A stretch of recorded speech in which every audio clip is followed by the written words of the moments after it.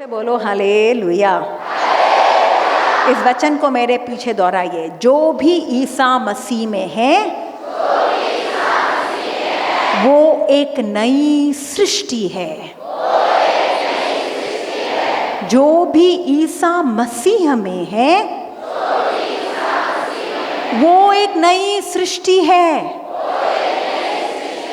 वो जो भी अनपढ़ हो सकता है, गंवार हो सकता है, पढ़ा लिखा हो सकता है, वो जो भी संसार का मारा हो सकता है, संसार में कोई काबिल व्यक्ति हो सकता है, वो जो भी सुंदर हो सकता है, बदसूरत हो सकता है, वो जो भी कोई गांव वाला हो सकता है, कोई शहर वाला हो सकता है, वो जो भी किसी भी मजहब का, सिख हो, हिंदू हो, मुसलमान हो, कोई भी हो, वो हो सकता है। वो जो भी ईसा मसीह में है वो एक नई सृष्टि है। हालेलुया। आप ईसा मसीह में हो तो आप भी एक नई बोलिए आमेन। अनेक बार कई ईसाइयों को इसकी जानकारी या आपको अंदर में इस बात का एहसास नहीं है, पर विशेषकर हम लोग, सोनू भैया, मैं, नासिर भैया, हम लोग परमेश्वर के कुछ चुने हुए, ज़्यादा पता नहीं परमेश्वर ने हम पर ज़्यादा दया दिखाई है, ऐसे चुने हुए लोगों को कि हमको बचपन से नहीं चुना, हमको बड़े होने के बाद हमको चुना। बोलिए आमेन। माँ के गर्भ में आने से पहले जाना था उसने, हाँ या ना? माँ के गर्भ में आने से पहले जाना, उसने नियुक्त किया कि सोनू भैया आगे चलकर पूरा कैमरा लेंगे, पूरा कवरेज करेंगे। ये जाना कि फाल्गुनी दीदी सब जगह जाकर, अंडमान जाकर प्रचार करेगी, वो सब उसने तय किया था। पर हम नहीं जानते थे, हम अपने ही पूर्वजों की ईश्वर को अपना ईश्वर मानकर चल रहे थे। जिस घर में पैदा हुए, माँ ने जो सिखाया उसी को ईश्वर माने। पर हमारे अंदर परमेश्वर ने एक अंदर इच्छा जागृत की, ये जानने के लिए सच्चा ईश्वर कौन है। हर धर्म में सत्य है, पर सत्य की पूर्णता यीशु मसीह में है। बोलिए आमेन, आमेन।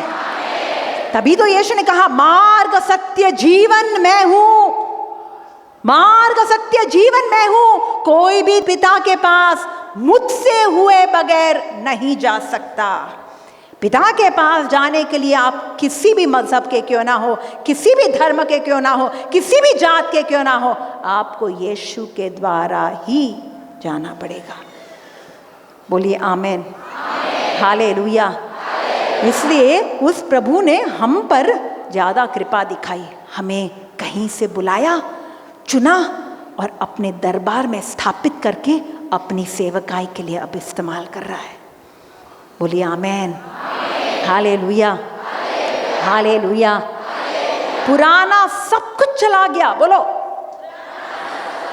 पुराना सब कुछ, और सब कुछ हाँ। यीशु ने क्यों कहा, जब तक दोबारा जन्म नहीं होता तब तक कोई भी ईश्वर के राज्य में प्रवेश नहीं कर सकता। वो दोबारा जन्म कैसे होगा? आत्मा में। वो आत्मा, जो भी यीशु मसीह में विश्वास करता है उसे क्या मिलता है? आत्मा। वो आत्मा उस व्यक्ति को अंदर से बदलना शुरू कर देता है। वो देखिए, पहला चमत्कार यीशु ने कौन सा किया? काना के विवाह भोज में उसने पानी को किसमें बदला है? दाखरस में। पानी की रचना किसने की? ईश्वर ने। सृष्टि की शुरुआत में पानी की रचना ईश्वर ने ही की, पर वही ईश्वर जिसने पानी का निर्माण किया, वही पानी का नवनिर्माण कर रहा है। उसने पानी को दाखरस में बदला और समय आने पर अंतिम भोज में वही दाखरस को उसने अपने लहू में बदला। ठीक वैसे ही रचना मेरी प्रभु ने की माँ के गर्भ में, पर उसी गर्भ में, जिस माँ के गर्भ में उसने मेरी रचना की, उसकी नवरचना भी उसी ने की। आमेन। ताली बजाए। Hallelujah, hallelujah. बाहर से मैं वही फाल्गुनी हूं। मेरी मम्मी मुझे देखती है तो कहती है वही फाल्गुनी है, पर फिर भी कहती है तुझे क्या हो गया? देखने को तो वही है, पर फिर भी तू अलग है। पुराना सब कुछ चला गया। ये बेटी जिसको गूंगी बुलाते थे, ये बेटी जो किसी के साथ बातचीत नहीं करती थी, ये बेटी जो चुपचाप बनी रहती थी, आज हजारों लोगों को वचन दे रही है। Hallelujah.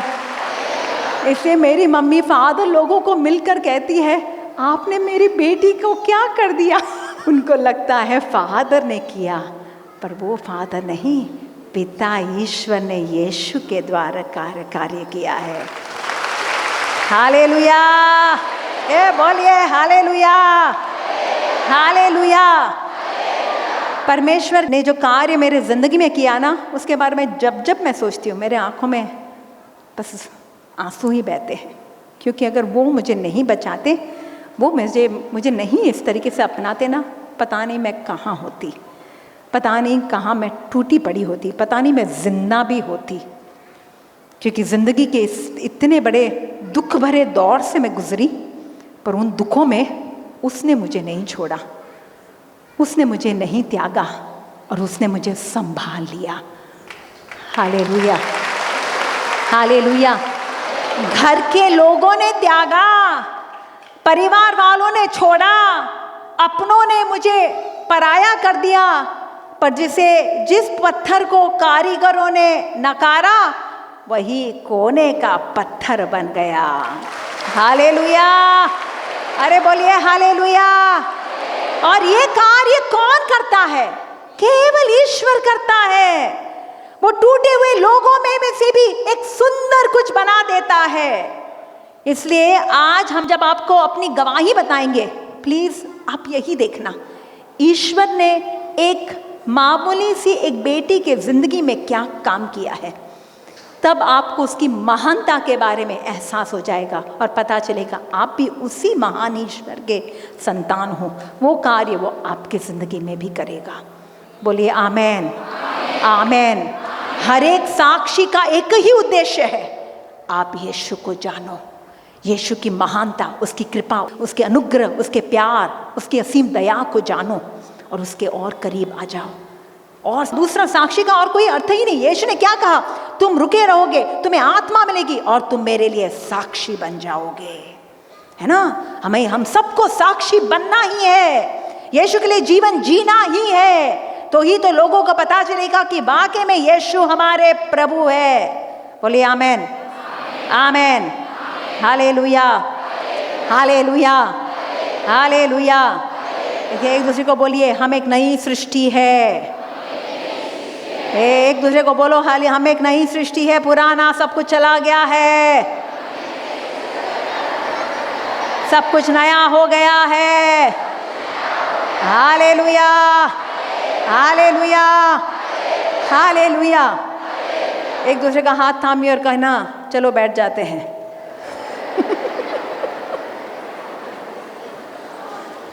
Praise the Lord, praise the Lord.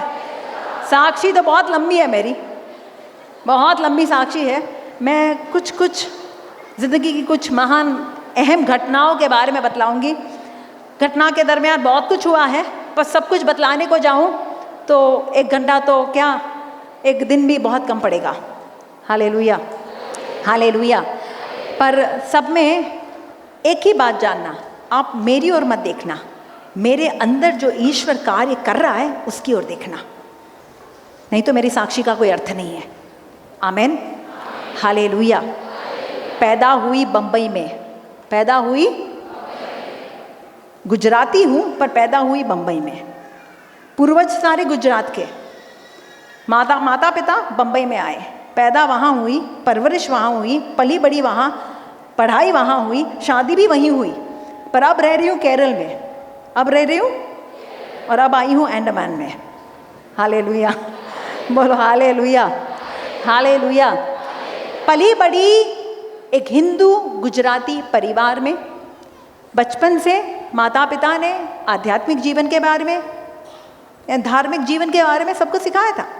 मैं सबसे बड़ी बेटी, और सबसे बड़ी बेटी होने के नाते मम्मी पापा यही चाहते ना कि मेरा सबसे बड़ी संतान यानी धर्म के मार्ग पर चले। इसलिए मम्मी पापा ने हमको वैसे ही सिखाया था बचपन से। ये सारे हिंदू पूजा पाठ सेवा सब मैं करती थी, मूर्ति पूजा सब करती थी, और बल्कि बड़े भक्ति भाव से मैं करती थी। बचपन से ही मुझे भक्ति की ओर मेरा एक झुकाव था। और मम्मी पापा ने इतने सारे, विशेषकर मेरी मम्मी ने तो इतने सारे संस्कृत के श्लोक सिखा के रखे थे मुझे कि मेरे उम्र के बच्चों को मैं एक अनोखी एक ऐसी बेटी थी जिसको इतने सारे श्लोक आते थे। तो यानी मैं बहुत समय के बाद बोली, पर मैं सुनती थी, सुनती ज़रूर थी। मैं बोली बहुत समय के बाद, पर वो जब बोली तब मेरे ज़बान पर मम्मी ने मुझे ये सब श्लोक सिखाए थे। असतो मा सद्गमय तमसो मा ज्योतिर्गमय मृत्योर्मा अमृतम गमय। ये रोज़ की सवेरे की प्रार्थना मेरी ये थी। असतो मा सद्गमय तमसो मा ज्योतिर्गमय मृत्योर्मा अमृतम गमय। ये ना समझते हुए कि ये प्रार्थना का मतलब क्या है। ये प्रार्थना का मतलब क्या है पता है? असत्य से सत्य की ओर लेकर जा प्रभु तू मुझे। तमस यानी अंधकार, तमसोमा ज्योतिर्गमय, तमस यानी अंधकार से ज्योति की ओर लेकर जा। मृत्योर्मा अमृतम गमय, मृत्यु से लेकर मुझे जीवन की, अनंत जीवन की ओर लेकर जा। और वो हर दिन मैं सुबह प्रार्थना करती। उसका नतीजा क्या है? आज उसका जो जवाब है यीशु के पास में आ गई। हालेलुया। क्योंकि वो सत्य मार्ग, सत्य जीवन में हूं, वो सत्य है। तमसोमा ज्योतिर, वही तो संसार की ज्योति है, और मैं आया हूं जीवन देने। मैं ही जीवन हूं, पुनरुत्थान और जीवन मैं हूं। हालेलुया। कॉलेज के दिनों में मैं बहुत ज़्यादा मैं पढ़ाई में काफ़ी माहिर थी। तो पापा यही चाहते थे, बचपन से मेरे पापा क्या चाहते थे कि मेरे संतानों में से एक संतान तो डॉक्टर बन जाए, एक संतान तो डॉक्टर बन ही जाए। क्योंकि उनको लगता था डॉक्टर का जो प्रोफेशन है ना, वो बहुत ही एक नेक प्रोफेशन है और लोगों की ज़िंदगी बचाते हैं। इसे बचपन से वो मुझे देखते थे कि तू एक सफ़ेद कोट पहन के लोगों का इलाज कर रही है, वो ऐसे ही देखते थे। जब मैं 10वीं की कक्षा में मेरे एग्ज़ाम दी, उसके बाद परीक्षा का जब रिज़ल्ट आने वाला था, पापा को केरल में कुछ काम आया। तो पापा ने कहा मुझे तो पता है तुझे अच्छे मार्क्स मिल जाएंगे, तू अपना एडमिशन करवा लेगी। ऐसा हाँ करवा लूँगी, चिंता ना करें पापा, आप जाइए। सो मैं डिस्टिंक्शन में पास हो गई और मैं गई, मेडिकल का फॉर्म लेकर आई और मेडिकल का फॉर्म देने को जा रही हूँ। जिस दिन मैं मेडिकल का फॉर्म देने को जा रही हूँ, उसी दिन मेरी मम्मी भी बड़ी स्मार्ट है। मेरी मम्मी मुझे पीछे से कह रही है, तू अगर मेडिकल में जाएगी, डॉक्टर बन जाएगी, तो फिर संगीत का क्या होगा? मेरी मम्मी खुद गायिका है, तो वो चाहती थी कि मैं गायिका बनूं। इसे मम्मी ने पीछे से कहा, डॉक्टर बनेगी तो फिर संगीत नहीं कर पाएगी। और तो मैं उलझन में पड़ गई। बस में बैठे बैठे यही सोच रही हूँ, मम्मी की बात तो सही है, डॉक्टर बन जाऊंगी तो संगीत कैसे करूँगी। अब मैं गई वहाँ, पता नहीं क्या हुआ, मैं जिस कॉलेज में दाखला लेने गई, जय हिंद कॉलेज है, बम्बई में जय हिंद कॉलेज है। जय हिंद कॉलेज के बगल में ए रोड पर, चर्च गेट का ए रोड पर जय हिंद कॉलेज है, बी रोड पर सिडनम कॉलेज है। मैं गई जय हिंद कॉलेज के लिए, पर दाखला मैंने लिया सिडनम कॉलेज में। हालेलुया। मैंने कॉमर्स ज्वाइन कर लिया और उसके बाद मैं तुरंत ही संगीत के लिए, हिंदुस्तानी क्लासिकल म्यूज़िक के लिए मैं चली गई। आज मैं समझी उसमें भी मेरे यीशु का हाथ था। हालेलुया। तभी तो आज प्रभु की स्तुति आराधना कर पा रही हो ना। देखो परमेश्वर की कितनी बड़ी योजना। वो जानते थे आगे चलकर इस बेटी के द्वारा मुझे कईयों को स्तुति आराधना में लेकर जाना है। आमेन। हालेलुया। तो मेरी जो संगीत का जो क्लास था ना, वो ऐसा था, संगीत के क्लास के बगल में उसी सामने वाले गली में एक नया मंदिर आया था। वो मंदिर का नाम था इस्कॉन मंदिर। पता नहीं आप लोग जानते हो या नहीं जानते। इस्कॉन हरे कृष्णा का मंदिर। हरे कृष्णा के बारे में सुने हो आप? हरे राम हरे कृष्णा के बारे में सुने हो? एक पिक्चर भी आई थी हरे राम हरे कृष्णा की पिक्चर आई थी, तो वो हरे कृष्णा की मंदिर में मैं जुड़ गई और उस मंदिर में हर दिन मैं जाने लगी, क्योंकि हर दिन क्लास रहता, हर दिन उसके बाद में मंदिर में जाती। जो भी वहाँ पर हमें बतलाया जाता, जो भी धार्मिक कार्य करना है, वो सारे कार्य में सेवा पूजा आरती वो सब करती, बड़े लगन से बड़े भक्ति भाव से करती थी। बल्कि बचपन में मैं उस समय में मैं सवेरे 4 बजे उठ जाती, 4 बजे उठकर यानी स्नान वान करके आरती में जाती, वहाँ रोजरी मामा जपमाला होता है, वो जपमाला करती। तो इतनी मैं उसमें चली गई थी कि मेरी मम्मी बोल रही थी ये तो मेरी मीराबाई है, ये मेरी मीराबाई है। अब आपको एक बात बतलाना भूल गई, पापा को जब पता चला कि मैंने डॉक्टरी में नहीं लिया, मैंने कॉमर्स में लिया, पापा इतने नाराज़ हो गए, इतने हताश हो गए कि अरे मेरी एक बेटी भी डॉक्टर नहीं बनी। फिर उसने अपनी दूसरी बेटी से यानी मेरी बहन से कहा, मेरे भैया पर हम में से कोई डॉक्टर नहीं बना ना, सब अपने अपने काम में। पर अब मैंने कह रही हूँ पापा देखो अब मैं सफ़ेद ही पहनती हूँ, आपका आपका जो सपना था ना अभी भी। और अब मेरे पापा कहते हैं तू तो डॉक्टर से भी बढ़कर काम कर रही है। हालेलुया। आज मेरे पापा मुझसे क्या कहते हैं, जा तू जिंदगियों को बचा, परिवारों को बचा। हर बार जब भी मैं ऐसे बाहर निकलती हूँ डिवाइन से वचन देने के लिए, एयरपोर्ट से सबसे पहला फ़ोन मम्मी पापा को जाएगा और मम्मी पापा से कहती हूँ आशीर्वाद दीजिए आपकी बेटी जा रही है, हाँ जा जिंदगियों को बचा। Hallelujah hallelujah hallelujah. 2009 के साल में, मैं आपको अभी कुछ अलग बता रही हूँ, 2009 के साल में मेरे पति और मेरा बपतिस्मा हुआ। उसके पूर्व मेरी मम्मी हमारे डिवाइन में आई थी, और डिवाइन में जब आई थी उसको पता चला कि हम यीशु को मानने लगे हैं, तो उन्होंने कहा तू मान, हमें कोई एतराज़ नहीं है, पर तू कभी धर्म नहीं बदलेगी। समझे या नहीं समझे? तो तू कभी भी इस तरीके से अपने आप को स्वीकार, यानी तू मान सकती है, हृदय से मानना, पर तू कभी अपने धर्म को बदलेगी नहीं। तो मुझे पहले से कह के रखा था, इसे मैं इस बात को लेकर मम्मी को दर्द देना, चोट नहीं पहुंचाना चाहती थी, पर चाहती थी कि मैं यीशु से के साथ एक हो जाऊं, जुट जाऊं।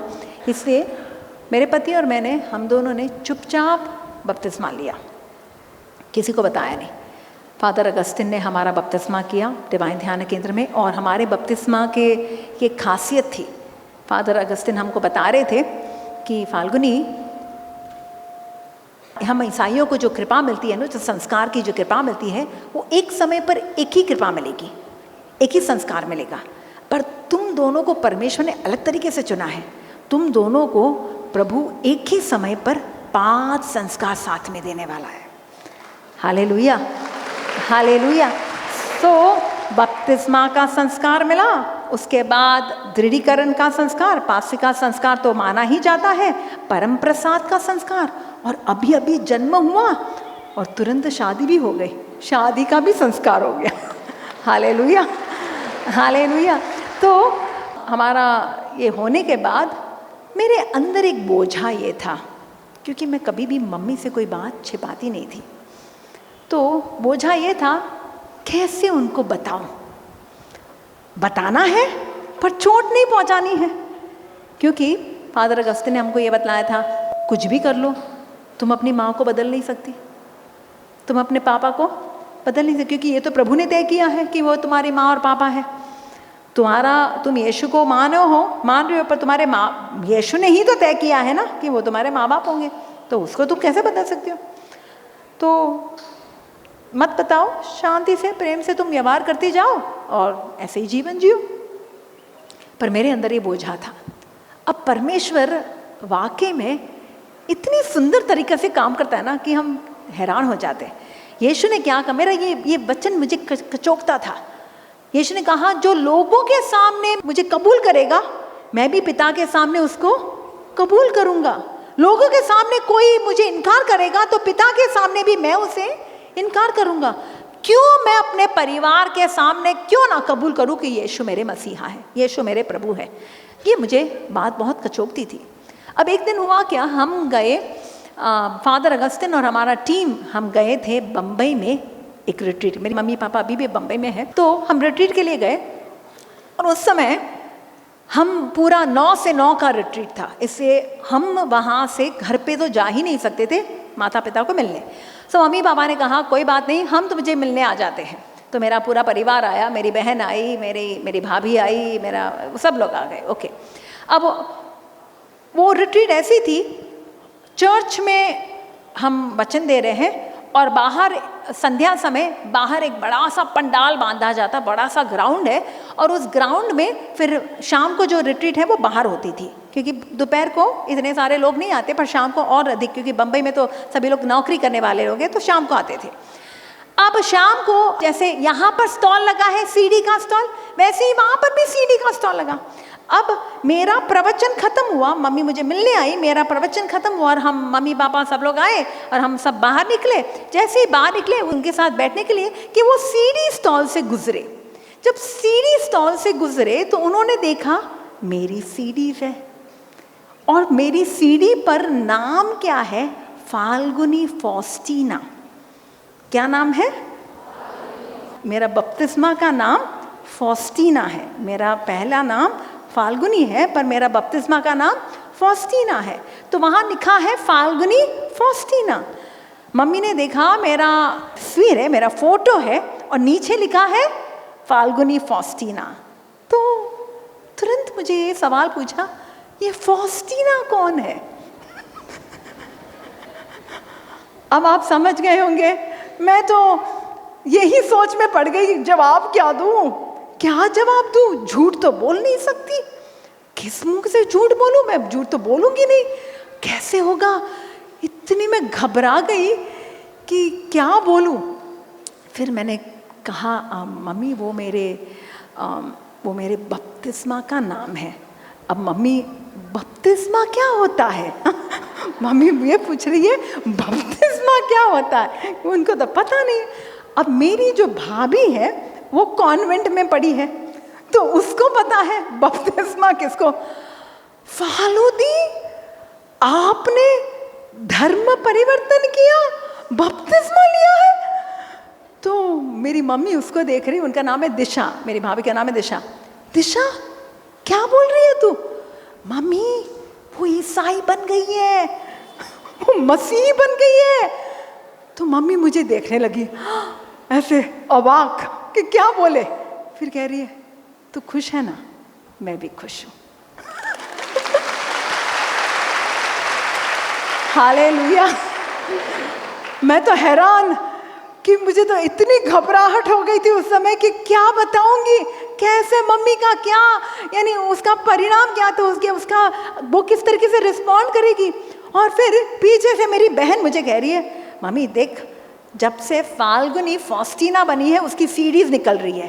तो उसने कहा उसका नाम है कविता, मैं कविता क्रिस्टीना बन जाऊंगी। मैंने कहा आमेन। Hallelujah, hallelujah. तो आज मैं जानती हूँ परमेश्वर की एक बहुत बड़ी योजना थी। मुझे इस्कॉन मंदिर लेकर गए, इस्कॉन मंदिर में मैं बहुत वहाँ के भक्ति में जुड़ गई। आज मैं समझती हूँ क्यों प्रभु मुझे उसमें भी लेकर गए, क्योंकि मैं ऑलरेडी, मेरा दिल भक्ति भाव के लिए प्रभु ने मुझे उस तरीके से मुझे तैयार करके रखा था। पता है, जो व्यक्ति पहले से ही भक्ति भाव में है उसकी दिशा केवल बदलना आसान हो जाता है। साउल इतना जुनूनी था यहूदी के लिए, वही जुनून उसने ईसाई के लिए इस्तेमाल किया, है ना। तो प्रभु ने वैसे ही मुझे चुना। जो भक्ति मैं इस्कॉन में दिखाती थी, आज वही भक्ति भाव मैं यीशु में हूँ। बोलिए आमेन, बोलिए हालेलुया, हालेलुया। वहाँ पर एक संस्कार है, वहाँ पर भी जैसे एक सेरेमनी है, वो सेरेमनी को इनिशिएशन सेरेमनी कहते हैं। वहाँ पर भी जैसे बपतिस्मा जैसा होता है वैसे ही टाइप का एक इनिशिएशन सेरेमनी कहा जाता है।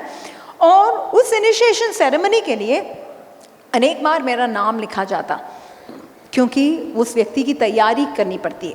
तो तैयारी में मैं सब जो भी मंदिर नियम बताते थे वो सब नियमों का पालन कर रही थी, और उस इनिशिएशन सेरेमनी के लिए मुझे कई बार मेरा नाम लिखा गया, पर हर बार जब भी वो होने वाला था कुछ घंटों पहले या एक दिन पहले ही कोई अड़चन आ जाती, कोई रुकावट आ जाती, जिस कारण से मेरा इनिशिएशन हो नहीं पाता। हर बार अगली तारीख ऐसे होता। और मेरे लिए मेरे मन में यह सवाल उठने लगा, आखिर में क्यों मेरा इनिशिएशन नहीं हो रहा? क्योंकि मेरे बाद अनेक लोग आए उस मंदिर में, वहाँ पर मंदिर में भर्ती हुए, सबका मेरे आंखों के सामने इनिशिएशन हो रहा है, मैं अकेली रह गई, किसी मेरा नहीं हो पाया। अब ये सवाल मुझे इतना खटकता था, क्यों नहीं हुआ? मैं कई बार ईश्वर से पूछती थी, ईश्वर क्या है, क्यों मेरा नहीं हुआ? पर जब मैं यीशु मसीह में आई, तब एक दिन मैं प्रार्थना कर रही थी तो प्रभु ने मुझे कहा, बेटी तू हर बार ये सवाल पूछती थी कि तेरा इनिशिएशन क्यों नहीं हुआ, अब मैं तुझे जवाब देता हूँ। तो मैं भी उत्सुक हो गई, प्रभु का क्या जवाब होगा। यीशु ने कहा, बेटा मैं तेरा इनिशिएशन नहीं बल्कि तेरा बपतिस्मा चाहता था मेरे कलीसिया में। Hallelujah, hallelujah. तब जाकर मुझे पता चला, मुझे वाकई में जब प्रभु यीशु ने इस तरीके से समझाया, मुझे एहसास हुआ कि मेरे ज़िंदगी के कदम कदम पर ईश्वर ने कभी मेरा साथ छोड़ा ही नहीं है। वो सदैव मेरे साथ बने ही रहे हैं, और मेरे जीवन के हर मोड़ पर उन्होंने कहीं ना कहीं, मैं अगर गिर भी जा रही थी तो वो मेरा हाथ थाम कर मुझे आगे चला रहे थे। Praise the Lord, hallelujah, hallelujah.